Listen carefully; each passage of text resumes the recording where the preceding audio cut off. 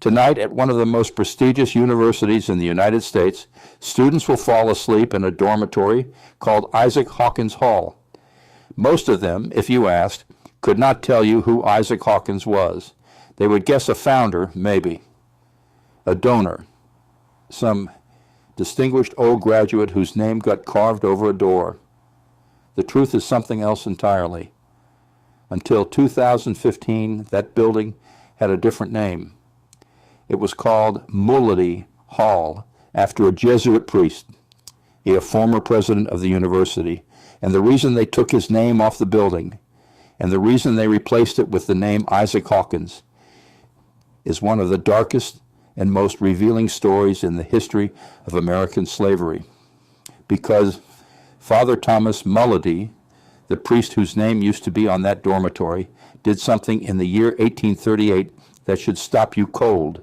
He sold 272 human beings, men, women, and children, nearly half of them under the age of 18. He sold them to plantations in the Deep South, and he used the money to pay off the debts of Georgetown University and to save the school from financial ruin. And Isaac Hawkins was the first name written on the bill of sale, the first of the 272 people sold to keep that university alive.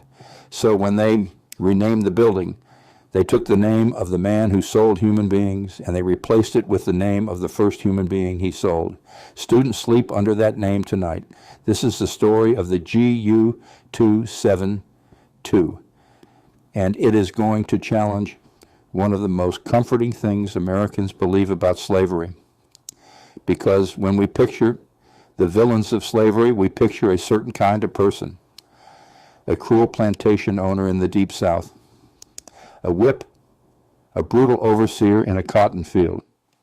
What we do not picture is a Catholic priest, a man of God, sworn to poverty, whose entire life was supposedly dedicated to morality and the care of human souls, sitting at a desk in the nation's capital and signing a contract to sell 272 people to save a university. But that is exactly what happened. And once you understand that it happened, that slavery was not just the sin of the cruel and the ignorant, but was woven into the most respectable, most educated, most moral institutions in America, you understand something much truer and much more damning about this country. Let me show you how it happened and how almost 2 centuries later it came back. Start with the institution itself, because the prestige is the whole point. Georgetown University is the oldest Catholic and Jesuit institution of higher learning in the United States, founded in 1789, the very year George Washington became president. It is elite, it is respected. It has educated presidents and senators and Supreme Court justices and diplomats. And it was run from the beginning by the Society of Jesus, the Jesuits, one of the most intellectually formidable and morally serious orders in the entire Catholic Church. These were men who took vows of poverty, chastity, and obedience, men who devoted their lives to God, to education, to the care of souls, men whose whole reason for existing was supposedly to be better than the world around them. And these men owned people. This is the fact that gets lost. The Maryland Jesuits, the order that ran Georgetown, were slaveholders on a significant scale. They owned enslaved men, women, and children who lived and worked on 4 plantations across the state of Maryland. And these were not people who had just arrived. These were families who had lived on those Jesuit plantations for generations. They had planted tobacco for their owner's profit, yes, but they had also planted something else there. Deep roots of kinship, of family, of community, of faith. Many of them were themselves Catholic, worshiping the same God as the priests who owned them. Whole family trees had grown on that land over decades. It was, in every sense, but the legal one, their home. So the church, the actual institutional Catholic Church, in the form of its most respected teaching order, was a slaveholder in America. Hold on to that, because everything that follows grows out of it. By the 1830s, Georgetown was in trouble, financial trouble. The university carried heavy debts, and its survival was genuinely in question. And at the same time, the Jesuits had been wrestling for more than 2 decades with a moral question about their human property. Ever since the years after the War of 1812, the priests had debated among themselves whether it was right for men of God to own slaves at all. Think about that. For 20 years, these educated moral men held conferences and wrote letters and argued back and forth about whether owning other human beings was compatible with their vows, while the entire time they kept right on owning them. The debate itself is an indictment. They knew. They discussed it at length, and they did nothing, year after year. And then, when the money got tight enough, they found their answer. Not freedom for the people they owned, a sale. The transaction was orchestrated primarily by 2 men, Father Thomas Mulledy, the president of Georgetown, and Father William McSherry, another senior Jesuit. And on June 19, 1838, they signed the Articles of Agreement. The document still exists, and you can read it in Georgetown's own archive. It was a contract between Father Mulledy on one side and 2 buyers from Louisiana on the other, a man named Jesse Beatty and a man named Henry Johnson, who was no minor figure.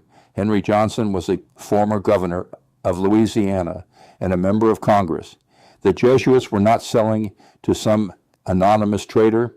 They were selling to the Southern elite, and what they sold was 272 human beings for a price of about $115,000, an enormous sum at the time, worth millions in today's money.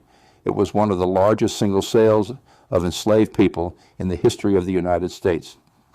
And here's the detail that I cannot get past, and I don't think you will be able to either. Of those 272 people, nearly half, and 131 of them, 47%, were children under the age of 18. The priests of Georgetown sold 131 children to pay off a university's debts. The first name written on that bill of sale was Isaac Hawkins, and after him, 271 more, each one a person with a name, a family, a life on that Maryland land, all of them now converted with the stroke of a priest's pen into money. Now, the Jesuits told themselves a story about how this would be done humanely. They attached conditions to the sale. The families were supposed to be kept together. The people were supposed to be allowed to continue practicing their Catholic faith. They were supposed to be treated with some measure of care. And those conditions were, by and large, violated almost immediately. Once human beings become property in a contract, the promises made about them are worth nothing. Families were separated. People who had lived their whole lives in Maryland were torn from everyone and everything they knew and shipped hundreds of miles south to the plantations of Louisiana, to the sugar and cotton country, which had a fearsome reputation even among the enslaved as one of the most brutal, deadly places a person could be sent in all of American slavery. The domestic slave trade ripped apart the kinship networks that those families had spent generations building. Children were taken from parents. The community that had grown on that Maryland soil for decades was scattered and destroyed. And back in Washington, the money did exactly what it was meant to do. The proceeds from the sale of those 272 people flowed into Georgetown's accounts and paid down its debts. The school was saved.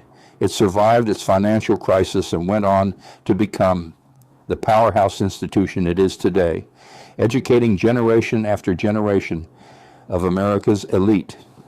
Every diploma Georgetown has handed out since 1838, in a sense, rests on a foundation partly purchased with the sale of 272 human beings. The university, you know, exists in part because those people were sold. And then here is the part that reveals how this country handles its darkest history. It was quietly forgotten, not because it was ever truly a secret. That's the strange thing. The sale of the GU 272 was documented all along in letters and records kept right there in the college archives. Scholars knew, a few Jesuits even wrote about it, but the knowledge somehow never penetrated the consciousness of the wider Georgetown community. It receded into whispers, rumors, half-truths, and a general convenient ignorance. The institution simply did not look at it, and when people did brush up against the story, they sometimes told themselves comforting lies about it. As recently as 2015, one highly regarded figure at Georgetown acknowledged that yes, the university had sold slaves to Louisiana, but then declared falsely that all of them had quickly died of fever after they arrived, as if the whole tragedy had conveniently erased itself. It was not true, but it was easier to believe than the alternative, that those 272 people lived and suffered and had children, and that their descendants were out there still. Because they were. And that is where this story turns from history into something living. In 2015, Georgetown decided to renovate that old dormitory, Mulledy Hall, and the renovation prompted new questions about who Mulledy actually was. Students learned the truth that two prominent campus buildings were named after the very priests who had organized the 1838 sale, and they protested. They demanded the names come down, and that protest cracked the whole thing open.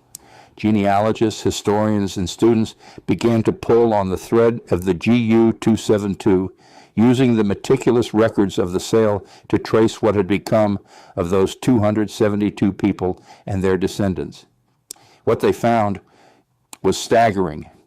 An independent genealogist named Richard Cellini and the researchers of the Georgetown Memory Project estimated that the original 272 people have produced somewhere between 12 and 15,000 descendants over the generations since 1838, and that more than half of them are probably alive today. After years of searching, around 9,000 living descendants have been positively identified by name. Many of them still live in Louisiana, on and around the land where their ancestors were sent in chains. They are real people, with the sale of their great-great-great-grandparents written into a contract in a university archive. In 2016, a major New York Times investigation told their story to the entire nation and asked the question that Georgetown could no longer avoid. What does the university owe these people? Georgetown began to reckon with it, however imperfectly. It renamed the buildings. Mulledy Hall became Isaac Hawkins Hall after the first man on the bill of sale, and the other became Anne Marie Beecraft Hall after a pioneering free black woman who had run a school for black girls in the Georgetown neighborhood in the 1820s. The university created a public slavery archive so the documents could never be buried again. It offered the descendants of the 272 a preference in admissions, takes the same legacy status given to the children of alumni. In 2017, the university held a formal liturgy of apology. Georgetown's president, John DeGioia, stood before descendants and called slavery the original evil of our republic, an evil that our university was complicit in, a sin that tore apart families. But the descendants have made clear that an apology and a legacy checkbox are not nearly enough. Sandra Green. Thomas, a descendant of two of the enslaved families and president of the GU 272 Descendants Association, put it plainly. Legacy status, she said, has nothing to do with them. They are not the children of graduates who chose to attend. They are the descendants of people who were sold to build the school. We need a status entirely of our own, she said. The descendants have called for real reparations, for free tuition, for a fund measured not in gestures, but in the hundreds of millions and beyond, to educate the descendants and their children and their children's children. In 2019, Georgetown's own students voted in a referendum to tax themselves to create a reparations fund, though the effort stalled with the university's board. And in 2021, the Jesuits committed to raising $100 million for a Descendants Truth and Reconciliation Foundation, with a long-term goal of $1 billion. The reckoning is ongoing, contested, and unfinished to this day. One of the Jesuit priests involved in the modern reckoning, Father Carnes, said something about the priests of 1838 that I think is the truest thing anyone has said about this whole story. He was reflecting on how men who took the same holy vows he took, who claimed the same devotion to God, could have done such a thing. These are Jesuits, he said, who were as embedded in a sinful system as anyone else, and they had a blind side that didn't allow them to see that. And that's tragic to me. These are the guys who took the same vows I take, had the same commitment to God that I do, and they somehow couldn't see it. And then he asked the question that this entire story asks of all of us. What are the things that I'm somehow blind to, that I don't pay enough attention to? That is the real lesson of the GU 272. It is not simply that a university did a terrible thing. It is that the terrible thing was done by good, educated, moral, God-fearing men who did not think of themselves as monsters, who thought of themselves, in fact, as among the best people in the society. Slavery in America was not sustained only by cruel planners and ignorant overseers. It was sustained by the churches, the universities, the banks, the most respected institutions in the land, by people who prayed on Sunday and sold human beings on Monday and saw no contradiction. That is how deep it ran. That is how respectable it was. Georgetown University is still standing. It is still one of the great universities in America, and it stands in part on the sale of 272 people. Isaac Hawkins and the 271 souls who came after him, half of them children, shipped to Louisiana so that a school could pay its bills. For 170 years, the institution slept soundly over that fact, the way its students now sleep in a dormitory, whose name most of them do not understand. But the 272 were never just a number in an old contract. They lived, they endured. They had children, and those children had children. And today, 9,000 of their descendants and more are alive, and they know exactly who they are. And they have come to the university their ancestors were sold to save. And they are asking a question that America has spent 400 years trying not to answer. What do you owe us?